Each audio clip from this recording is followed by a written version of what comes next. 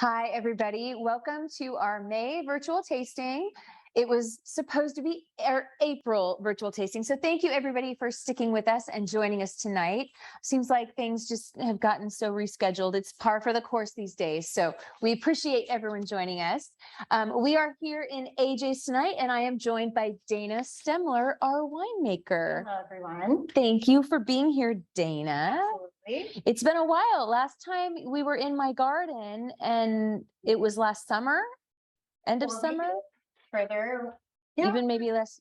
We were barbecuing. I know that. Yeah. Okay, So maybe it was about a year ago. Yeah. Well, thank you for joining. It's been too long, and I'm glad you are here tonight. We have a great group joining us again, people from all over. We have folks from obviously here in California, Iowa, Florida, North Carolina. I think we have some folks tonight.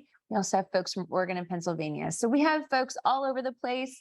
One of the questions that we got, a lot of people who are on the East Coast, I just kind of assumed they stayed up and partied with us. I don't believe that's actually the case. Several people have asked, is it available? Can we watch it later? Can we watch it at a later date? We do actually, for those of you who it is 9 o'clock, if you want to go to bed, you can, because we are recording this and we will post this on YouTube tomorrow. So it will be available for you to watch at your leisure if something comes up or you have to step away. I'm always shocked that these are happening on Wednesdays and Thursdays with 3-4 bottles of wine. And I'm thinking these are rock stars having a great time during the week. Did you know it's National Wine Day? Actually, I did know that. It is National Wine Day. And if I told you we did that on purpose, you might believe me, we did not. Let's pour the first wine. So if you have these 4 wines, and if you're going to taste all of them with us, let's start with the Pinot Grigio. So this is our 2020 Pinot Grigio. We don't typically produce a Pinot Grigio, but it's kind of new on our horizon. This is our first vintage last season. It's from one of our vineyards just down the block that's actually no longer there. So this is its last. Oh, this is the last picking from Sanchez Reds, right? Yes. Why did that vineyard come out? Well, it was just starting to get really old. A lot of vine decay, starting to kind of be unpredictable with the crop. We had a big planting of Petit Syrah mostly, and a little bit of Pinot Grigio, a little Muscat. And so it was just time to come out with that Petit Syrah. So it was pretty efficient to take everything out at once. This is a question I hear a lot. How long do vines last? How long are vines good for? And I know the answer varies, but what do you think, Dana? I think typically 20 to 30 years, no more. I mean, you hear about these old vines, especially the old Zinfandel vines, and I think that that's a unique situation, but realistically 20 to 30 years. So, and what I've always been told is that vines don't necessarily, they're not going to die. Sometimes they die if they have a problem, or they have if they get diseased, or a pest comes into an area. But most of the time they continue to grow. They just produce less fruit, and they produce less quality fruit. Has that been your experience? Definitely some uneven ripening. So when we're going out and we're sugar testing and we think that the vine is ripe, we'll do some larger pickings. We decide let's bring it in. And then when it comes to the vineyard, we're starting to see a little bit of red berry. So what that actually interprets is uneven ripening. You have some berries that have reached full maturity, and then you have others that are just further behind, higher acidity. So it can just be unpredictable. I don't pick up any of that in this beautiful Pinot Grigio, Dana. So this was picked early in the season. We pick it at a lower Brix. Brix is the sugar content in the grapes. And then we cold ferment this in a stainless steel tank, correct? Correct. So actually, I'll just back up. We bring this in at 19 Brix. Wow. So what's average, just for folks? So for a Chardonnay, we bring it in at 24, 24.5. Wow. Sauvignon Blanc, maybe 21, 22. So what does it do bringing it in with less sugar in the berry? It's really preserving all of that natural acidity that's out in the vineyard. We're choosing to make a Pinot Grigio style as opposed to Pinot Gris style. This is the most prominent that's out there. It's meant to be really light, neutral, very easy drinking. You're It's gonna lower alcohol.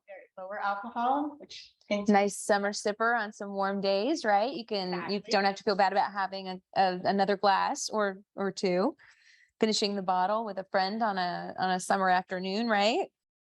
really easily done with 10%.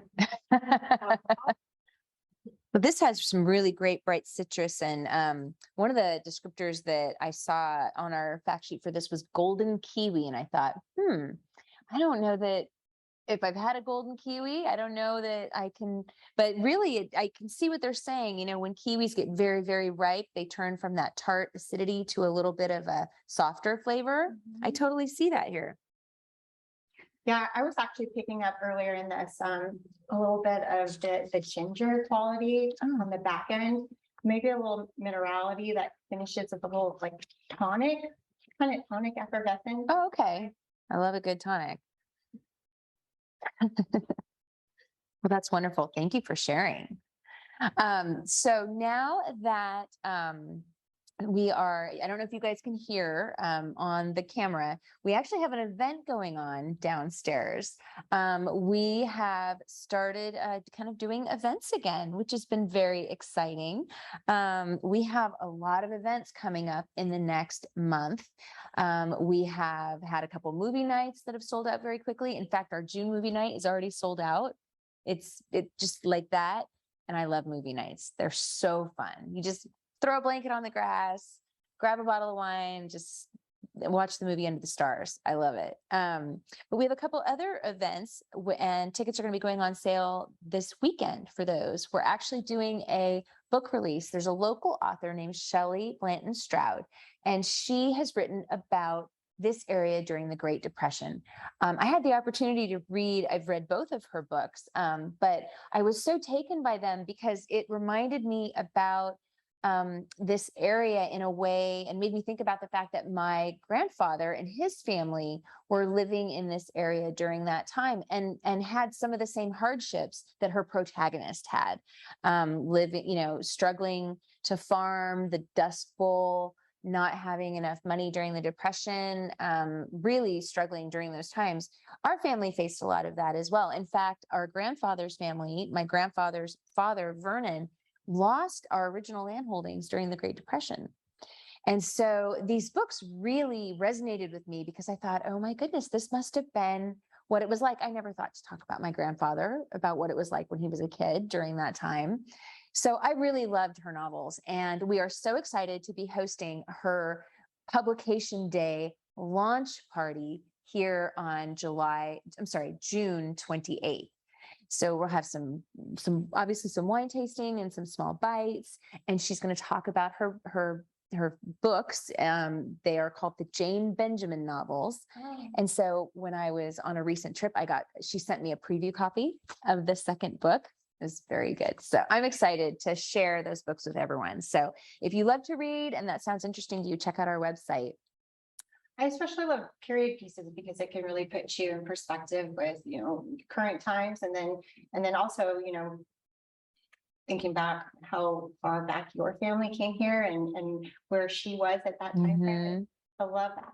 It's really interesting. There were a lot of fascinating facts that I hadn't really even thought of. So it was great. I loved them. It was really, really fascinating to read. The very next day, we have another Bogle adventure. For those of you who've been kind of tracking what we've been doing some fun Bogle adventures. Last November, of course, we went to the Hog Island Oyster Company and ate our weight in oysters. I definitely missed out on that, and I regret that. It was an amazing event. I think we might do it again in November, so we'll have to give you the early scoop on the date. My oysters, they go great with Pinot Grigio. Pinot Grigio, exactly. We know what else is going to go great with Pinot Grigio: caviar. Did you know that the Sacramento Valley right here, just 15 miles from where we're sitting, there are several world-renowned sturgeon farms that are known for their caviar. we're going to go visit Tsar Nikolai. We met the family that owns Tsar Nikolai several months ago and have put together an adventure where we're actually going to go out and see where they farm these sturgeon and check it out. And then, of course, you know, we'll eat a little, we'll drink a little, we'll have a good time. It's always the way it is. So tickets for that are going to go on sale on the 29th. That date is June 29th. So a lot of stuff in quick succession. And then what everybody wants to know, right? Friday al fresco. Yes. They're back. We are so excited to be relaunching our Friday al fresco evenings out here in the Delta from 5 to 8:30. Just wonderful, wonderful time to enjoy the sun, the Delta breeze, good music, good food, and they're for a good cause. We always partner with a local nonprofit, and proceeds from the event go right back as part of our Bogle Gives Back program. A couple differences for this year's Friday al fresco. We're only doing the 5 Fridays in July, so it's a little truncated. It's not all summer like it used to be. And we're actually doing something a little different. We have several different ticket levels. So we're going to be selling our general admission tickets like we used to before, but then we're going to have some other little options for folks. If you want to have bottle service up here on the deck, that's an option. If you want to purchase a picnic table purchase a ticket for a picnic table where your group can come and bring a picnic lunch and enjoy from that, you can do that too. So more information is available at boglewinery.com as well. But tickets for all the alfrescos go on sale June 1st. And we expect it to sell out. So if you're interested in that, make sure you take a peek. Do you already have the lineup listed? We do. We have a lot of great bands. We have a band called Engine 4. It's made up of a bunch of firefighters, and not so coincidentally, our nonprofit that night is the Firefighters Burn Unit. We have a group of local guys called Unsupervised. It's a bunch of local councilmen and city supervisors who have their own band, and they will be here. Yep, they're out of West Sacramento, and the nonprofit that night is the Yolo County Children's Alliance. So we try to dovetail the band with the nonprofit, but a fun lineup. Cousins Maine Lobster is going to be here. Nash and Proper will be here. So we've got some really great food trucks and great bands lined up, and all that information will be available at boglewinery.com. So fun stuff. Hopefully you're close enough that you can come visit. And if not, you should come anyway. So the Vance family that Bo always talks about, right? I know, I was supposed to give a shout out, but I didn't see them on the list. So the Vances, are not watching tonight because they were here on Saturday at our cheese seminar. They flew in for the event. It was so wonderful to meet them. Rita and the Vances have been a part of almost every single virtual tasting we've had. We can still give them a shout out because they'll probably watch it on YouTube later. But it was so nice to finally meet them. They were just delightful. It was so much fun. Yeah, I have a message from Bo. Shout out to the Vance family. But I'm always amazed that folks are eager to come from all over the US. I mean, they live in Arizona, so they flew in for the event and stayed an extra couple days. And so we're just very grateful for all our folks out there who really who follow us in really such a way. Yes, we would not be here without them for sure. Well, shall we move on to the rosé? Yes. So it is hard to put away the Pinot Grigio. So I'm going to leave it right there. And then we might revisit it. I'm a big fan of revisiting. Speaking of visiting, you just got back from Peru. I did. I haven't had a chance to talk to you about this trip yet. Let's hear it. Tell me, because I've always wanted to go. It was fantastic. My husband and I tend to travel a lot. We pick a spot on a map every year, and that's where we go. Peru did not disappoint. I really had no expectations. We visited Cusco, Lima, of course, flying into the big city, but Cusco was a highlight. Oliote Tempo, the Secret Valley, right before Machu Picchu. The event is going on behind us. Sorry, they're cleaning up. Some people may not have gotten the memo that we're here. We'll just ignore that. Yes. But yes, Machu Picchu, definitely the highlight of my trip. I have never really been moved with just a view, and I just got teary-eyed. Oh, Like I said, wow. I didn't have any expectations. Right. But it's so spiritual when you're up there in the Andes and you just see. What's the elevation there? Well, actually, Machu Picchu isn't quite as high as Cusco. I think it's right around 8,500. Okay. And Cusco is more around 11,000. Wow. So all travel guides suggest that you go to Cusco first, First, and get used to that, acclimated, sure. and then kind of come down so that you enjoy your trip in Machu Wow. Picchu. But just fantastic. And then we wrapped up our trip in the Amazon. So that I think I saw a picture of you floating in the Amazon. we did. So You weren't worried about, I mean, there are piranhas and There are. river dolphins that have really sharp teeth and things like that. You weren't worried? um, Because if we lose a winemaker, that's not a good thing. We don't want to lose.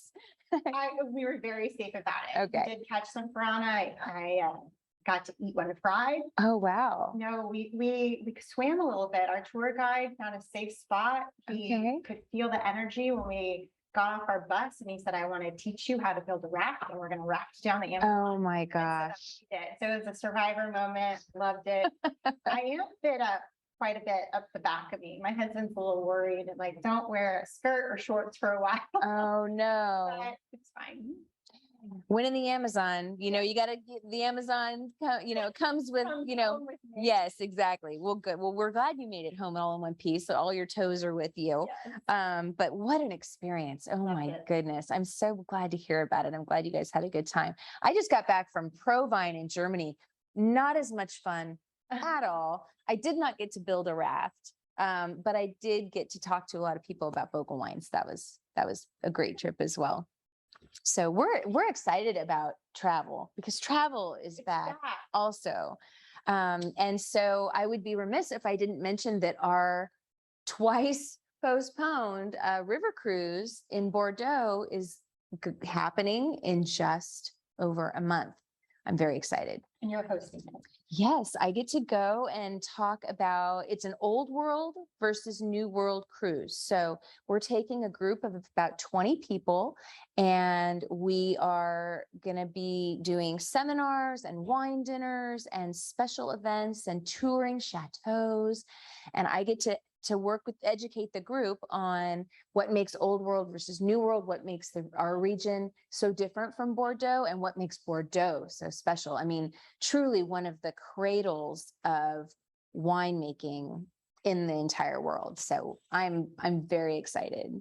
Sounds fun. Yeah.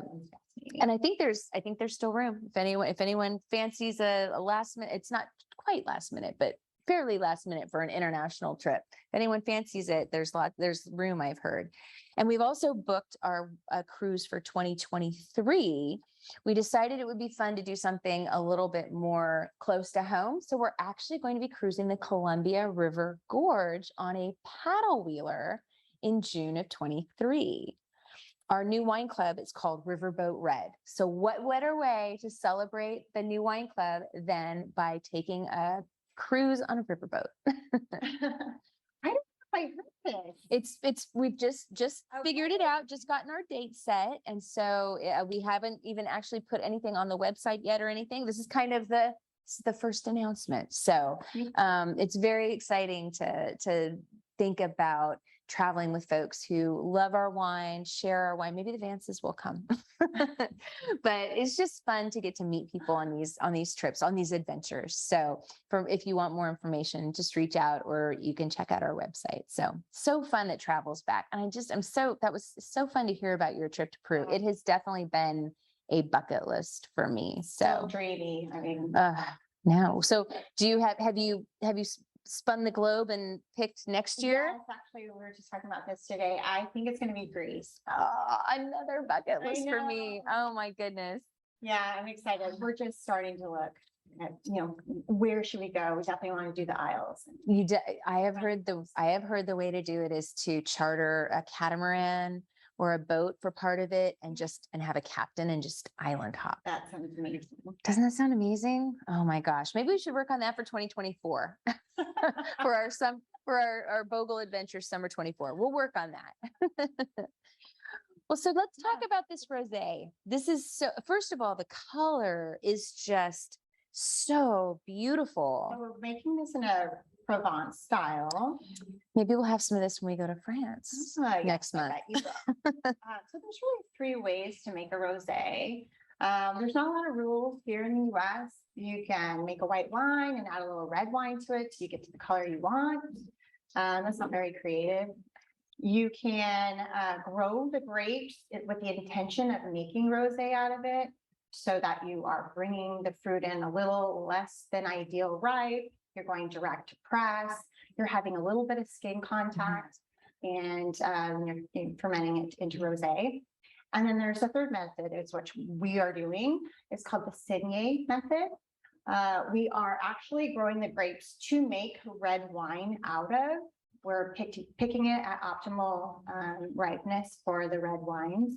And then when it comes into the winery, pretty much the free run of just the berries on top of themselves, pressing out that free run juice we're collecting. And we may crush just the beginning parts of what's coming in, and we separate it out immediately. What that does is it gives us a really, really light pink juice to work with to make a rosé. And then it also gives us a benefit for the red wine that we intend to make by making it much more concentrated. When you get more skin and seed to juice ratio, you definitely have a much more concentrated red wine. So we find it very beneficial to make an even better red wine and a very beautiful rosé out of it. Yeah, it's gorgeous. So when you say free run, what you mean is the skins and seeds are heavier than the juice, so they sink a little bit. Well, if you can imagine when the fruit's picked and when it's on its way to the winery, if there's 6 tons and a little gravity. There's a lot of weight waiting on the berries. So some of those berries get crushed. Okay. And there is juice at the bottom of the bin, and it's had very little, time to really extract some of the color. So that's what I mean about free run. Oh, okay. Yeah, pretty much as soon as it arrives. So basically, when the truck comes in with the grapes in the bin, you're taking just the juice that's already been crushed. So you don't even have to crush it you're crushing it. We do a little. A little? Grab a little more. Sure. Enough. Wow. But the bulk of it is what is it's like a natural crush process. That's amazing. Wow. I did not know that. So the varietals that are in this vintage is predominantly Pinot Noir, but then there's a little bit of Cabernet and Merlot. And that changes year to year. Certainly does. Yeah. Yeah. It's just whatever comes into the winery, we're thinking, let's Signia this lot. And, they each kind of add their own aspect to the wine. You're always going to have some of the original flavors from the grapes, but just on a very lightened, not dull, but just hints from the variety. Yep. Yeah. And this is another fresh, clean, crisp wine, 100% stainless steel. So perfect for the days coming up of summer, perfect for sharing with friends by the pool. This is just a really great sipper. So delicious. Although I have to admit, I drink rosé all year round. I don't know about you. I don't just drink it in the summer. I mean, it really is such it makes me feel like I'm having a glass of wine, but I'm getting away with something because it's not as heavy and full bodied as one of the reds. So it's light, it's refreshing, it's festive, pink, beautiful. No, the color. Yep. Very feminine. And I love the label. The label, I mean, you can't miss what that is. Rosé. It's beautiful. Delicious. Goodness, Dana. Thank you. So we had a couple questions about a question about picking grapes. It might be a good timing to ask. Somebody was asking, does picking grapes at different times change the taste of the wine? Yes, absolutely. So specifically for a red, if you're picking it earlier in the season and it's not as ripe, you're going to get not as much color. You're going to get a lot more greener character. The technical term would be methoxypyrazines. So those are those like bell pepper and kind of those vegetal notes that decrease as the fruit matures on the vine. Okay. So to have more of that.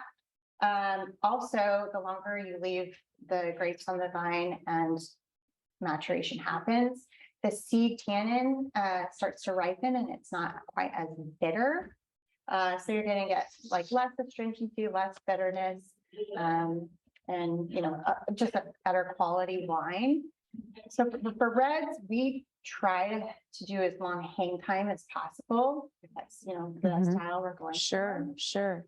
For whites, you just want to be careful because the longer you leave it on the vine, the flavors really start to change. Acids start to dip down, so you start to get a wine that could be flabby. Of Mm. course, we can, try to mitigate it a little bit in the winery, but we really want to preserve what's coming in off the vineyard. So we're trying to pick it at optimal ripeness. If it's underripe, it might have that, a little too acidic, Mhm. not very much development. It's such a balance because you're trying to hit that optimal ripe period without it going too ripe and being too flabby and heavy. So I know that because I know you want brown seeds in your wine grapes. If you ever have table grapes and the seeds are green when you bite into them, and you get that tannic flavor in your teeth, it dries your mouth out. Same principle in wine grapes. So we're looking. I know that it's always. My dad showed me when I was a kid. He was like, crush the seeds out, and if they're green, they're not ready yet. If they're brown, we can pick. Yeah. But you don't want the seeds to go too. You don't want to get too far away from that great acidity. So what a balancing act. And I would imagine that during harvest, things don't space themselves out nicely. Yeah. So this field doesn't ripens on Tuesday, and this field ripens on Thursday, and this one on Saturday, right? Yeah, so there's a lot of work being put and a lot of time spent pulling samples and just double checking, is this when we want to pick it? When everything does it work comes for our in. schedule, and does it work Right. for our schedule? Right. So- Well, and everything comes in at the same time.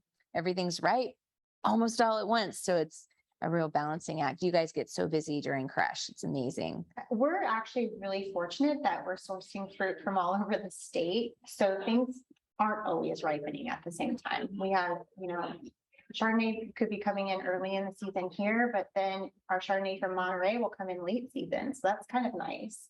That's great. Wonderful. Well, this was picked at the perfect time. It's really, really lovely. Thank you. So one of the things that another question that we had, someone was asking about the frost. And so it's been pretty widely reported that in April, we had a pretty bad late frost. It's been 12 years since we had a frost of that or even any kind of measurable real frost. Because it was so late, we had very mature shoots and we had grapes actually on the vine. What does that do? I know this isn't necessarily your area, but what does that do to the grapes? So it damages the tissue is what it does, and it can kill the bud. So the shoot that has shot up with fruit already on it will die. So you'll get the loss of the fruit. I got a report today from Rico. He's been out with our vineyard, one of our vineyard managers. Yes. Mm-hmm. And he's been out checking out some of the blocks that had some of this damage because it has been pretty hit or miss. Mm-hmm. There'll be one block where part of it got damaged from the frost, and then the next row or two over was fine. He says that there is a lot of good green growth coming out of the same shoot. So every bud actually has the primary bud that shoots every year. But if that shoot dies, the bud has the opportunity to send 2 more tertiary shoots out. Okay. Now, are they going to be fruitful? I don't know. French varietals, Vitis vinifera, all of these are French varietals. There's about a 50% chance that there's fruit on those vines. And a 50% chance there won't be fruit on those vines. I think, so yes, there will be some lower yields from frost damage, but more importantly, the vine needs to not have tissue damage so that it can still be photosynthesizing this year to preserve the buds for next year. Right. No, it was a pretty severe event and it caught everybody off guard. It hit most of Northern California, but certain areas were definitely hit harder than others. Clarksburg, unfortunately, was one of them. And out here in Clarksburg, because we have so few frost events, we don't have any frost protection. So in certain vineyards in certain areas, they actually have sprinklers or other frost protection measures in their vineyards. What movie was that? Was that Frost where they were out there with the wings? Or oh my gosh, there was some movie and yes, where I've always wanted to do that for a movie night. A Walk in the Clouds, you got it. I always wanted to show that movie for movie night, but like they're worried it's going to be too cold or something, so they go out with butterfly wings and start like running through the vineyard. Yeah, we don't do that here. But no, it's so funny to see it depicted just like, Hollywood and everything it depicts. But, it was a pretty serious event. But one of the things that we are very grateful for is, as Dana mentioned, we have a lot of grower partners and they are around the state. So while we may have some vineyards that have been impacted this year in Clarksburg and in the Sierra foothills, we have grower partners around the state whose fields were not. And so we'll rely a little heavier on them, ask for a little more fruit from them, and your bottle of Bogle will taste exactly the same this coming year as it does this year, or I shouldn't say taste exactly the same. I should say will be just as good as it was this year. Vintage 2021, 22. Sorry, I lost a year. Vintage 22 will be the quality wine that you've come to expect from Dana and the team. So should we move on to the Shenan Blanc? I'll ask you to do the honors. It's over there next to you. As many of you know, the Shenan Blanc is the first grape that my grandfather planted in 1968, along with Petit Syrah. He had actually planted potatoes and they all immediately died. And so he had somebody come out to take a look at the fields, and the gentleman said, "Mr. Bogle, I'm sorry, I don't know what happened to your potatoes, but this is beautiful country for wine grapes." He was right, because they're right out there and they're beautiful. They flourished. And Shenan Blanc as a varietal grows very, very well in Clarksburg. It's actually probably, other than the Loire Valley in France, the most well-known region for Shenan Blanc in the world. And South Africa as well. Loire, Argentina a little bit. I didn't know they grow Shenan Blanc in Argentina. We'll have to go and check it out. Well, I love this Shenan Blanc. This is our 2021 Shenan. Some of you may have noticed that the bottle looks a little different than the Pinot Grigio bottle. We are very, very proud and pleased to be able to showcase for you guys with this shipment our brand new packaging, which you'll be seeing on all Bogle traditional labels in the months to come. It's, believe it or not, we have had the kind of tan label with the great background since 1996. And in this business, and I think actually any business, having a package that is the same for that long is pretty much unheard of. So it was time to refresh it a little bit. We consider it more of an evolution of our label than a revolution. We don't think anyone will walk by that on the shelf and not know it's Bogle. But one of the things that we're most proud about is the fact that we have the name on the bottle is now Bogle Family Vineyards. With my brothers and I being the third generation to run the winery, we really feel like that's a better representation of who we are as a company. So you'll start to see the Bogle Family Vineyards logo and name on lots of different things that you see from Bogle. Yeah, I think it's just beautiful. I think it's elegant and clean and definitely looks like a Bogle label. Do you think you'll miss the old one? Just full of nostalgia. Oh, I miss all the old labels. Absolutely. I miss the belt buckle. I miss the gray label. I miss the big birds. Gosh, I remember the very, very first label. We put wine in the bottle for the first time under the Bogle name in 1978. And my dad came home with a drawing that somebody had done of a single pheasant flying over the vine. And I was probably 5 or 6, if that.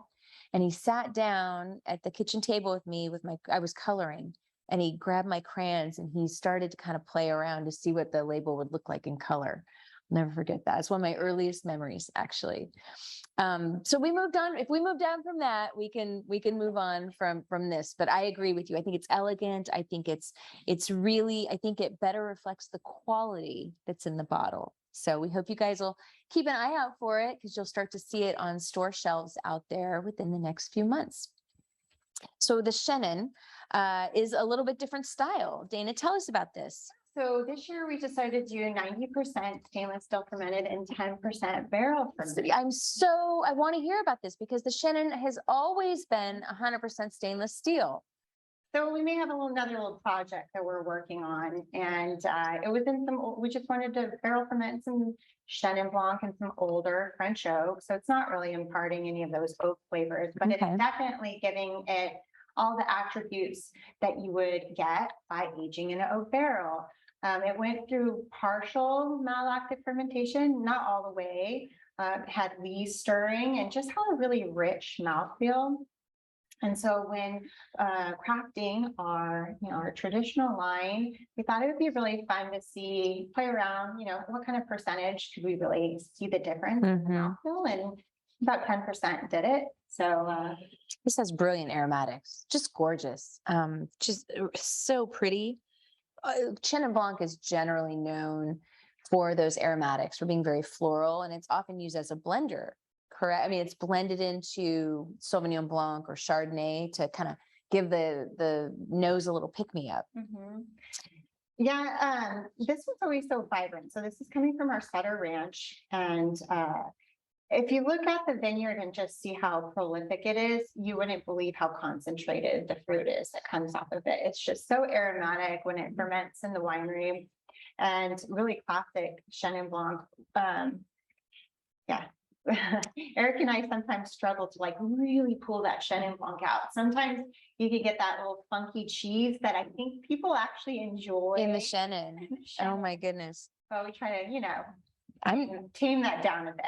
I'm not getting any cheese. I'm getting lots of floral, some stone fruit, maybe a little melon. Yeah, I get honey coated, limestone. Oh, it's beautiful. That's really gorgeous. This is a patio, with your cheeses and your really charcuterie. Amazing mouthfeel that's just kind of punchy and luscious. And it's made in a little bit of an off dry style. So it's still got higher acidity, but that mouthfeel, that residual sugar is a little bit higher than the other two. It's not as acidic. 1.25%. Yeah. So there's a definite, you can tell if you have that glass of Pinot Grigio or rosé in front of you, you can definitely tell the difference in the style of the wine. It's definitely bringing out that more full-bodied white, but still being very, clean and acidic. No, it's beautiful. Didn't somebody ask about pairing with all the wines, but I felt like this particular wine goes really great with Asian cuisine. Yes. Anything with lots of spice. I love it with Thai food. Oh my gosh, you get a beautiful larb or something, it's so delicious. Tikka masala, a chicken or a butter chicken. When I was several years ago, I traveled to New Zealand. And New Zealand, as some of you may remember, is actually our #1 international market, which is crazy because it's this little tiny island. I mean, who's drinking that much Bogle on that island when they have all that amazing Sauvignon Blanc too? They're tired of the Sauvignon Blanc. I think they might be. So they're drinking an obscene amount of Chardonnay, Bogle Chardonnay, and a lot of Bogle Chenin Blanc as well. And so I had the privilege to travel there and work with our importer just before March of 2020. And I called on a restaurant, an Indian restaurant there, and the owner, third generation owner, was so gracious, sat down with us, and I just thought I was going to go in and taste him through the wines. He started bringing out all these dishes. It was just, we must have sat there and ate and enjoyed the wine with his dishes 3 hours. The sales rep I was with, texting and calling, saying, hey, we're going to be a little late at the next 4 appointments. But we had the most wonderful afternoon, enjoying food and wine, but also talking about his family business. He was so excited. One of his sons was coming back from college, from business school, to learn the business and take over the business. One of his sons was a chef. So it was just wonderful to talk family business and what it was like. And for him, as he started his business and took it over from his parents. And so just so fun. So wine really brings people together. That's, I think, something that I've just appreciated so much about my job and about what I get to do. I'm so grateful that it's just such a wonderful business, such a wonderful industry. And that seems like that experience really tied in everything, the food aspect. You're going through different wines, you're tasting different flavors, and then now you're really getting to know somebody on that social level. Good story. We're very blessed. I always joke, we're not selling paper clips here. Although I'm sure the paperclip salesmen have a good time too, but probably not as much fun as we do. So I know that for those of you who purchased the flight, you had a little hidden, a little packet in your box. You had a packet of seeds of change. We thought it was really, really fun to send everyone a little wildflower seed kit. Hopefully you've had a chance to plant it. If not, it's too late, and it's really easy to plant them. I think you just sprinkle them out in a place where they get some water every now and then and some sun, and they just sprout up. But this is part of our sustainability commitment. All of the wines that we have today are certified sustainable, I think with the exception of the Cabernet, and we'll talk about why that is later. But it's so important to us as a family business to be sustainable and to keep our vineyards and our strong for the next generation. But also it's about doing the right thing in the winery with our water reclamation programs, our solar power, really just recycling and reclaiming as much as we can, and our commitment to giving back in the community. So I hope you enjoyed your little seeds of change packet. If you haven't planted it, throw it out somewhere and see what happens. It's better than sitting in a drawer somewhere. Yeah. Provide the birds and the bugs with some food. Absolutely. The wildflowers, right? That'll be a bee. It's a pollinator, Western pollinator. So it'll attract bees and other beneficial insects and good. Maybe songbirds. Oh, that'd be so fun. I love the thought of that. So much fun. Some Bogle flowers scattered around the US. So this is the Shenan's beautiful. I really love it. Thank you for sharing that with us. Is it time to move on to the red wine? It might be, but palate cleanser. Okay, maybe. Got Shenan with that little sweetness. I just don't want it to kill the cat. So we should have everyone have a little water, maybe? Water. Okay. You're the boss. If you're eating something tonight, if you have crackers or cheese out, maybe have some crackers. Kind of cleanse your palate. Run to the pantry, grab some Pringles. I don't know what else. Wine goes with everything. It does. Cheetos, Fritos, whatever you got. The kids' applesauce, whatever.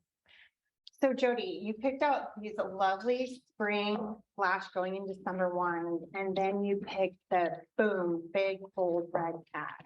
Have to finish with the big bold red cat. We are so excited to release this. We have not had a reserve Cabernet in It's been a while. 4 or 5 years. This is the first one we've released in quite a long time. So we're so pleased. First of all, I missed this beautiful bottle. It's gorgeous. I love the packaging. You will see that Bogle Family Vineyards has made an appearance here as well.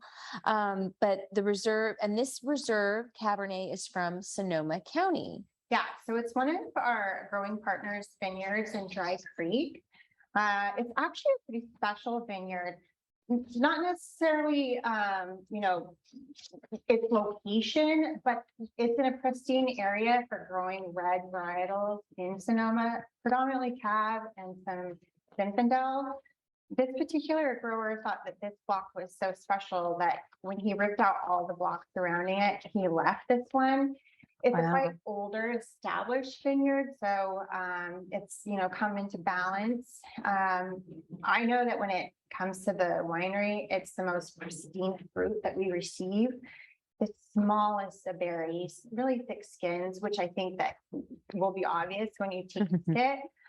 Just dark, inky color, just a joy to bring in when it's coming in. This is what all winemakers want to see, is fruit that looks so beautiful. So one of the things that we talked about before, and that I think is always so important to mention, is the way we make our wines. We are a large winery, and so it's really important to note that how we make our wines is not like most large wineries make their wines. We make our wines like small wineries do. Every single field lot, whether it's estate fruit or grapes grown by one of our grower partners in Sonoma or Sierra Foothills or Monterey, every single field lot is brought in at the right time and vinted independently, from the day it's picked and crushed to how it goes through fermentation to how it's barrel aged. Correct. And when you think about how much wine that is, I mean, right now, Dana, how many different field lots do we have at the winery right now? So we have, 2 vintages under tow of about 650 individual lots. 650 individual lots. And you and Eric taste those. We try to taste them on a 6-week rotation. On a 6-week rotation. So the paperclip people really do not have as much fun, for sure, as you guys. I'm unequivocally going to make that statement. And if any paperclip people want to come argue with me, let them. Hey, this is no complaint. Sometimes the tasting starts at 9 a.m. in the morning on a Monday, and And of course, you're using dump buckets. You're spitting. You're not. Because no, you would not. How long does it take you? You're on a 6-week rotation. So does it take you 6 weeks? Is it like the Golden Gate Bridge where you start tasting them and you move through, and by the time you get to the end, it's time to start at the beginning again? Yeah, basically we set them up by varietal, all the different lots within the varietal. There could be a couple vintages. And so what are you looking for when you do that? Looking for all sorts of things. We're looking for quality, and we're looking to cull out lots for a reserve, a special lot item. We're looking for juggernaut items, our hillside Cabernet, when it comes to the Pinot or our juggernaut Pinot lots. Phantom, our most premium Petit Syrahs and Zinfandels. We're putting those aside and just making marks as we're taking through. The next time we taste them, they may not score as high a mark. So maybe they get, deemed for another program, but it gives us the opportunity to really get eyes on every lot regularly and form relationships with these lots. And then when we notice any sort of change, we can, mitigate that. Or if we want to, seeing a lot that has potential, we might want to change up the barrel program that we currently have it in. So it gives us a lot of leeway to make the wines how we want to make them. Well, and it lets you guys kind of play too. I mean, we have our traditional line that's available nationwide and internationally, that's, available to retail, but we probably have 20 wines right now downstairs in the wine shop here in Clarksburg that are only available here. We've got special lines that you guys have created. We've got special projects you guys have created. So that single vineyard winemaking really allows you guys to play around, try different oak types, try different toasts, try different yeast strains, let stuff age longer, really just kind of be as creative as possible. And if it turns into something amazing, it becomes a wine for the Frontier Club maybe, or for the wine club, or it becomes just something that we have in the wine shop. So that's how this reserve Cabernet, and that's how it's different than our traditional Cabernet. So this is a small lot from, is it from one single vineyard this year? It is from one single vineyard, whereas our traditional line Cabernet that's available nationwide is a combination of multiple vineyards from multiple areas, while they have been vinted independently, they have been blended together right before bottling. So that's the difference between the regular Cabernet and the Cabernet. And the same thing with our reserve Chardonnay and our Chardonnay. And it's the difference between our reserve wines and our traditional tier of wines. Our traditional Cabernet is barrel aged in 1-year-old American oak. So the oak profile is going to be a bit different. This reserve was aged in 1 and 2-year-old French. Well, There's yeah, no difference. we got to try it. We've been talking about it too long. So I Thank really you. think that at this stage in the game, this is going to be a love or hate wine. Oh, really? Well, Because we've just released it. We just it's released just it. a few months in the bottle. we really pride ourselves in releasing wines that are made to drink right now, enjoyable, approachable. This wine, there will be many that will drink it right now and enjoy it. But this wine is going to age really well for 10+ years. So for me personally, I think I'm going to lay this wine down. I don't usually age wines for very long. Okay. I can't stand it. No, I know. I just pull them out. But this one I think is just going to get better. It's Tuesday night. Grab a wine. I was saving that. Never mind. It's all right. But definitely, this wine will be a food wine. You're going to want to, get that steak out on the grill, get it going, and this is going But it's not. really well. Oh, you had me worried there for a minute. No, this is showing beautifully though, Dana. I really think that there's a lot of gorgeous dark fruit, like dark cherries and fig and some really dark, like kind of that coal, that classic cab Yeah. characteristic, right? Little crushed herb, little. Yeah, I get like the black cherry. Mhm. I get like a little bit of tobacco. I get a little bit of the Oh, cinnamon yeah. from the Yep. oak, Mm-hmm. but I also get a little bit higher acidity, which tells me it's going to age a lot Okay. better. And then that backbone of tannin, which some people don't find offensive. I don't personally, Mm. but I think that that's just going to soften up and be such a much more luscious wine as it ages. So there's no rhyme or reason to whether you age it or not. The wine is drinkable and it's delicious now. It just has different characteristics now than it will have 10 years from now. Yeah. That's fantastic. Yeah, just because you can age a wine doesn't mean you should. It's just going to change. It's whether or not you like those changes. Okay. That's great. People always ask, how long, what do I do with this wine? Do I drink it now? How long do I age it? So really what you're saying people should do is they should buy a case of it and then Absolutely. try a bottle every 6 months. Yeah. All right. I love it. That gets you to 6 years. Yeah, there you go. You might need 2 cases of this one. This is a really beautiful wine, Dana. Gosh, this is so lovely. But you mentioned food. I mean, and I think you mentioned the ribeye. It's Mhm. my favorite cut of steak. This would be beautiful, the ribeye. This would also be really gorgeous with, I think with like a bolognese, like a rich, really kind of meaty but rich sauce. Yeah. Bold goes with bold, I think. They really Mhm. play off each other. Oh, and the nose. Now, as it opens up, I'm getting more of that vanilla. Oh, it smells so beautiful. Really beautiful. And it aged for 29 months. Yes. This one's one of the wines we've aged longer than most. Correct. So that's another difference between our traditional line and then this reserve. Our traditional line is only in oak for about a year, give or take. And then this guy, wow, he was in there a while. He could have lasted a lot longer, but I think it was time to release it. What is the oldest barrel we have in the barrel room? Okay, so should I tell you this? Yes, I want to know. What are we gonna? We'll wheel it over here. It's actually no longer. Is it the Zinfandel Tawny Port from like? Yes. Yeah, it is. Oh, I knew. There's a 23 Zinfandel Tawny Port. 23. No, sorry, 93. I was like, that's not right. 93. And then 93. And then there's a 94 Petit Syrah. I couldn't figure out the block because it was before we had our current system. Right. It was Bogle. We mean when we just wrote in chalk on the barrels and it's probably rubbed off. Bogle Petit Sure. Syrah. And from that many years in barrel, you lose about 2% of evaporation every year. So the barrels are just like this full. So there's only that much left in the barrel. Oh no, the Petit Syrah and the Zinfandel? We had to get Did you that keep in a little, there. but did you keep a little bit? I to did. take? I gave it to Ryan, your brother. I'm He gonna- wanted a case of each. Okay. We just need little bottles. He can open them up as he sees I have fit. to go to Ryan's house. You know,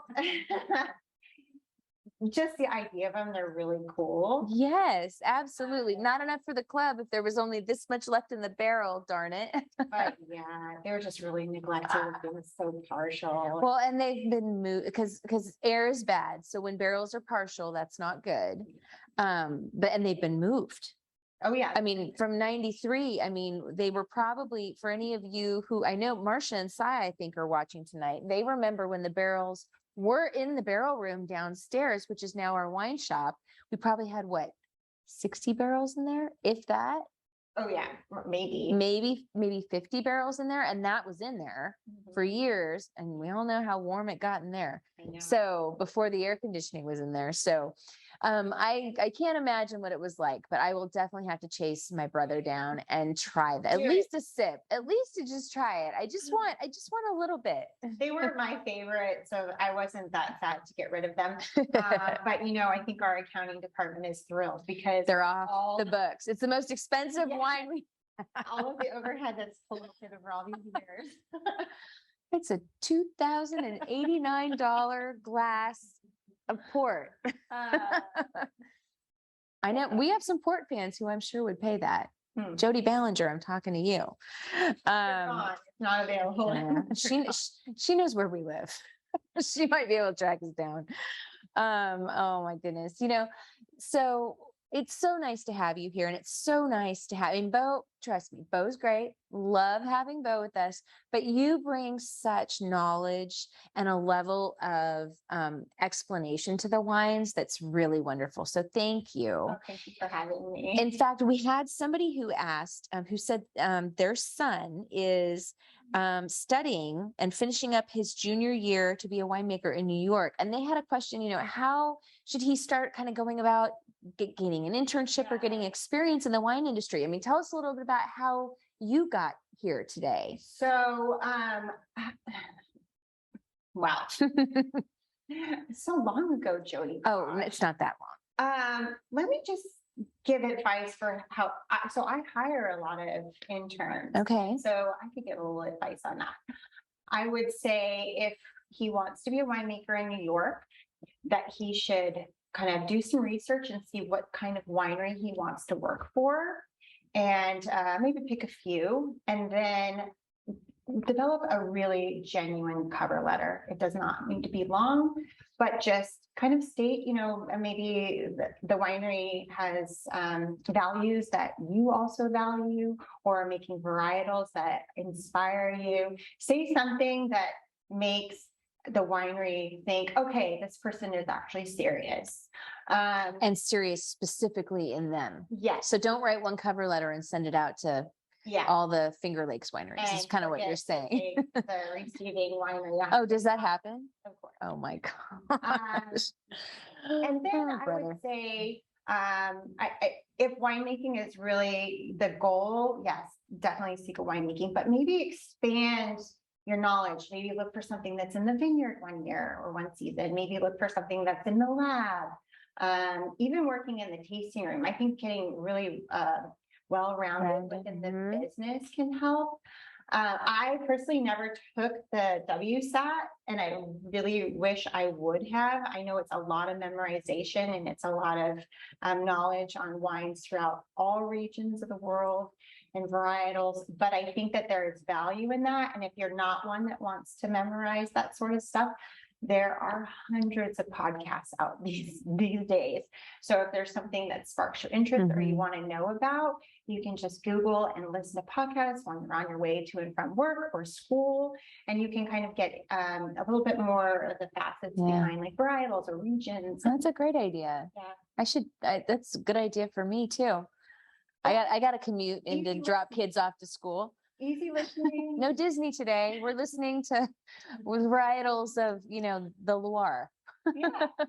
But I think that the more knowledge you have, the more confidence you have going into, pursuing your career.